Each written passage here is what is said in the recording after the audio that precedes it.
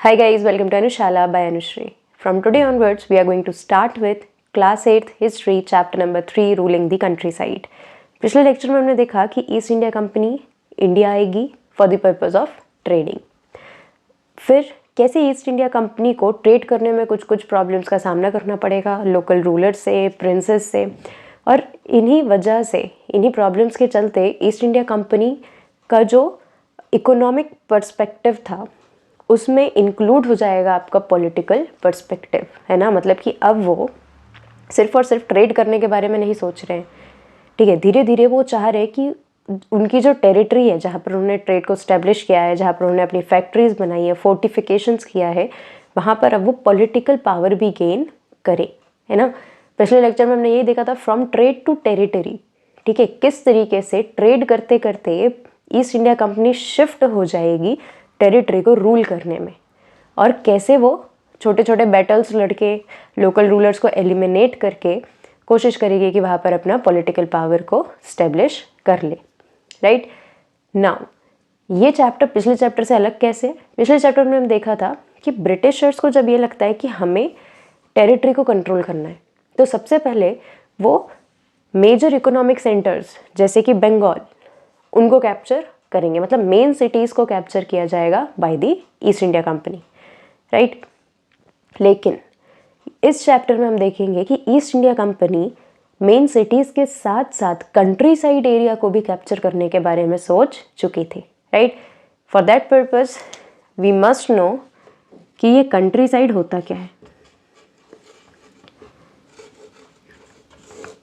Country side मतलब ऐसा reason जो कि मेन सिटी के आउटस्कर्ट्स में है ना। मेन सिटी के जो बाहरी इलाके हैं उनको आप बोलेंगे कंट्री साइड।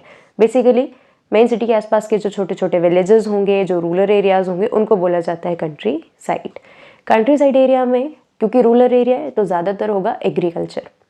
इस चैप्टर में हम ये पढ़ने वाले हैं कि जब ईस्ट इंडिया कंपनी रियलाइज़ करती है कि कंट्री साइड भी एक प्रॉफिटेबल एरिया हो सकता है फॉर इंक्रीजिंग रेवेन्यू, है ना। क्यों? क्योंकि ईस्ट इंडिया कंपनी को मिल चुकी है diwani, they have got the diwani rights. Diwani rights मतलब right to collect the revenue, ठीक है, जो कि एक्चुअली एक रूलर कलेक्ट करता है। लेकिन ईस्ट इंडिया कंपनी ने एज अ ट्रेडिंग कंपनी जब पॉलिटिकल पावर को गेन करना चालू कर दिया तो उन्होंने दीवानी राइट्स को भी ले लिया। फाइन, अब देखो दीवानी राइट्स ले लिए, मेन सिटीज़ से जो मेन इकोनॉमिक सेंटर्स थे वहाँ से आपको रेवेन्यू मिल ही रहा है। ब्रिटिशर्स ने सोचा कि कंट्री साइड को क्यों छोड़ा जाए, ठीक है। इन एरिया से जहाँ पर एग्रीकल्चर हो सकता है और ऑलरेडी हो रहा है ना, वहाँ पर हम कमर्शियल क्रॉप्स को ग्रो करेंगे, कैश क्रॉप्स को ग्रो करेंगे और वहाँ से भी रेवेन्यू को बढ़ाएंगे, ठीक है। तो यहाँ पर भी बेसिकली कंट्रोल किस वजह से किया जा रहा है? फॉर देयर इकोनॉमिक इंटरेस्ट, उनके प्रॉफिट के लिए, ज़्यादा रेवेन्यू के लिए कंट्री साइड को रूल करने के बारे में सोचते हैं, ठीक है। चलो अब हम देखेंगे कि कंट्री साइड एरिया को रूल करते कैसे, है ना, क्या कारण थे, ठीक है, कौन से ऐसे रीजंस थे जो इनको कंट्री साइड एरिया तक लेकर गए। So let us begin. Company becomes the diwan, company बन चुकी है दीवान, है ना। 1765 में ईस्ट इंडिया कंपनी को बना दिया जाता है दीवान ऑफ बंगाल। मतलब कि बंगाल रीजन जो है, इस पूरे रीजन से कंपनी रेवेन्यू को कलेक्ट कर सकती है। लोकल पीपल जो है, जनरल पीपल जो है, उनका जो भी टैक्सेस आएंगे, उनसे जो भी फीस ली जाएगी, जो भी पेनल्टीज उनके ऊपर होंगी, वो सारा का सारा पैसा अब कोई नवाब नहीं लेगा। अब वो पैसा किसके पास जाएगा? ईस्ट इंडिया कंपनी, ठीक है, क्योंकि वो बन चुकी है दीवान, है ना। अब कंपनी अगर दीवान बन गई है तो इसके पास रेवेन्यू बढ़ रहा है, रेवेन्यू बढ़ रहा है तो ये रेवेन्यू को दोनों पर्पज़ के लिए यूज़ करना चाहेगी। फर्स्ट ऑफ ऑल क्योंकि ये एक ट्रेडिंग कंपनी थी, अभी भी है ना, मतलब we are talking about that time it was in trading company. तो उसको ट्रेड करने के लिए, ट्रेड को एक्सपैंड करने के लिए और ज़्यादा गुड्स को इन्वॉल्व करने के लिए रेवेन्यू की ज़रूरत थी, ठीक है, जिसके लिए वो दीवानी राइट्स का यूज़ करेंगे। सेकेंड, अब उनके पॉलिटिकल इंटरेस्ट भी बढ़ रहे हैं, है ना, बहुत सारी टेरिटरीज में वो अपना एक्सपेंशन करना चाहते हैं, तो उस एक्सपेंशन के लिए भी वो क्या करेंगे? इस रेवेन्यू का यूज़ करने वाले हैं। Company became the chief financial administrator, company chief financial administrator बन जाती है। मतलब कि जितना भी पैसा आ रहा है, जितना भी फाइनेंस आ रहा है, जितना भी रेवेन्यू आ रहा है, उसको किस तरीके से एडमिनिस्टर करना है, किस तरीके से उसको कौन से एरिया में यूज़ करना है, ये किसके पास राइट है? कंपनी के पास। ठीक है, अब क्योंकि कंपनी, जब भी आप इकोनॉमी पढ़ते हैं या एक जनरल आइडिया भी हम ये लेते हैं कि जो प्राइवेट कंपनीज होती हैं उनका सोल प्रॉफिट होता है, उनका सोल एम होता है प्रॉफिट अर्न करना। ठीक है, दूसरी जो गवर्नमेंट कंपनीज होती हैं उनका काम होता है, या जो गवर्नमेंट होती है उसका काम होता है लोगों का वेलफेयर देखना। ईस्ट इंडिया कंपनी एक ट्रेडिंग कंपनी थी, तो उसका मेन मोटिव क्या होगा? प्रॉफिट को अर्न करना। तो यहाँ कहीं पर भी आप ये नहीं देखेंगे कि east India company revenue rights आने के बाद, दीवानी आने के बाद लोगों के लिए कुछ कर रही है ना। वो सिर्फ और सिर्फ अपने रेवेन्यू को बढ़ाने के लिए काम करेगी। Wanted to increase the revenue to maintain the expenses of company, company के जितने भी एक्सपेंसेस थे, और साथ में अपने ट्रेड को एक्सपैंड करने के लिए। कंपनी के कौन से एक्सपेंस होंगे? मतलब कंपनी के खर्चे।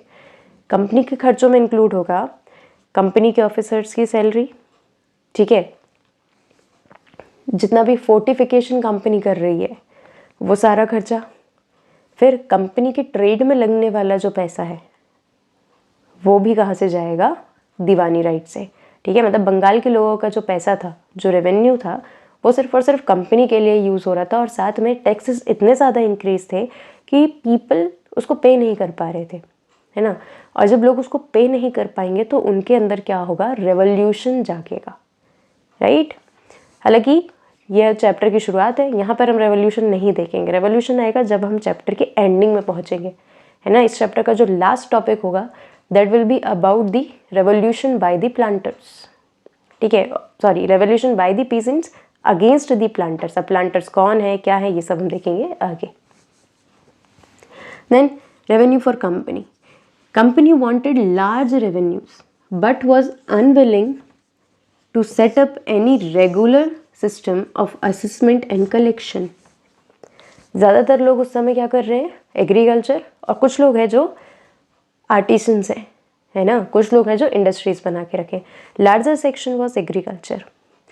कंपनी को रेवेन्यू तो बढ़ाने हैं, है ना, उसको टैक्स तो चाहिए, लेकिन कंपनी को सिर्फ और सिर्फ रेवेन्यू चाहिए। वो कोई भी एक प्रॉपर सिस्टम को सेटअप नहीं करना चाह रही है, एक प्रॉपर वे नहीं बनाना चाह रही है कि किस तरीके से लैंड का असेसमेंट करेंगे, कि कौन सी ज़मीन से कितना रेवेन्यू हम ले सकते हैं, है ना, कितना टैक्स हम ले सकते हैं। किसी भी ज़मीन में, किसी भी प्रॉपर्टी में पोटेंशियल तो होनी चाहिए ना उससे रेवेन्यू निकालने की। एक बंजर ज़मीन से क्या आप एक्सपेक्ट कर सकते हैं कि वो एक अच्छा खासा रेवेन्यू दे? नहीं, क्योंकि कुछ क्रॉप ही ग्रो नहीं होगी। ठीक है, लेकिन ईस्ट इंडिया कंपनी को कोई भी प्रॉपर सिस्टम नहीं बनाना था, है ना। क्यों? सिंपल है ना, उनका काम है प्रॉफिट अर्न करना। ठीक है, वो ऐसे कामों में क्या नहीं करना चाह रहे थे? अपनी एनर्जी को नहीं लगाना चाह रहे थे, अपने फाइनेंस को नहीं लगाना चाह रहे थे, राइट। प्लस ना तो उनको कोई भी प्रॉपर सिस्टम बनाना था असेसमेंट का, और ना ही कोई प्रॉपर मेजर्स उन्होंने दिए थे कि किस एरिया को आप कैसे मेजर कर सकते हैं, है ना। ज़मीन किस फार्मर के पास कितनी, किस पीजन के पास कितनी होनी चाहिए। अगर एक पर्टिकुलर पर्सन है जो अपने खेत पर कोई ऐसी क्रॉप ग्रो कर रहा है जिससे कम प्रॉफिट होता है, तो क्या वो उतना टैक्स आपको दे पाएगा? नहीं। ठीक है, तो ये सारा कुछ भी जो प्रॉपर एक अरेंजमेंट होना चाहिए था फ्रॉम दी रूलिंग साइड, वैसा कुछ भी नहीं था। ठीक है, company was only asking for the revenue. Then before 1865 company was purchasing goods. See, this is a very major point, है ना। क्यों? क्योंकि 1865 से पहले कंपनी क्या कर रही थी? जब उसको इंडिया में ट्रेड करना हो रहा था, ठीक है, जब उसको इंडिया में ट्रेड करना था, कोई भी सामान खरीदने थे, बेचने थे, तो उसके लिए पैसा लगेगा। ये जो पैसा था, ये पैसा कंपनी के पास कहाँ से आएगा? कंपनी ने अभी भी ट्रेड करना चालू किया है, ठीक है। कंपनी के पास खुद का कोई सामान बेचने के लिए यहाँ पर नहीं है कि वो पैसा निकाले, है ना। कंपनी कैसे कमा रही थी? कंपनी यहाँ से रॉ मटेरियल्स भेज रही थी इंग्लैंड, ठीक है, और इंग्लैंड से बन के फिनिश प्रोडक्ट वापस आ रहा था, राइट, और भी बहुत सारे दूसरे मार्केट्स में जा रहा था।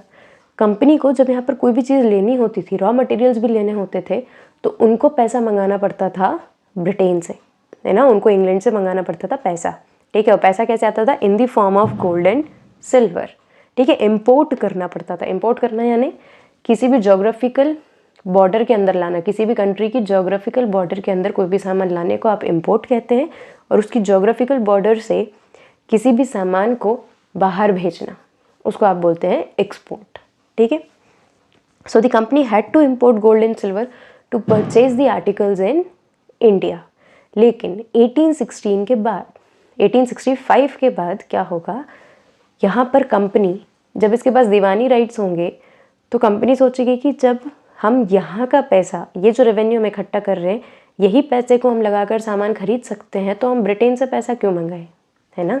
मतलब ब्रिटेन से जो पैसा हम इंपोर्ट कर रहे थे वो कम्प्लीटली बंद कर देते हैं, और यहीं के लोगों से जो मिला रेवेन्यू है उससे हम अपनी कंपनी के लिए ट्रेड करेंगे, है ना, कंपनी के लिए सामान को खरीदेंगे, राइट। मतलब कि यहाँ पर ये जो रेवेन्यू फ्रॉम बंगाल था इसका यूज़ हो रहा था for the purpose of companies trade, है ना। मतलब एक तरीके से बंगाल के जो पीपल थे वो बहुत बुरी तरीके से एक्सप्लॉइट हो रहे थे, है ना। और क्योंकि यहाँ पर जो ट्रेड हो रहा था, ये जब import of gold and silver बंद होता है तब लोगों को ये चीज़ क्लियरली समझ में आ जाती है कि ब्रिटेन जो है, अब उसने सामान भेजना, अब उसने गोल्ड और सिल्वर पैसा भेजना यहाँ पे बंद कर दिया है, तो हमारा ही पैसा यूज़ करके कंपनी का ट्रेड फ्लरिश हो रहा है और हमको ही एक्सप्लॉइट किया जा रहा है ना।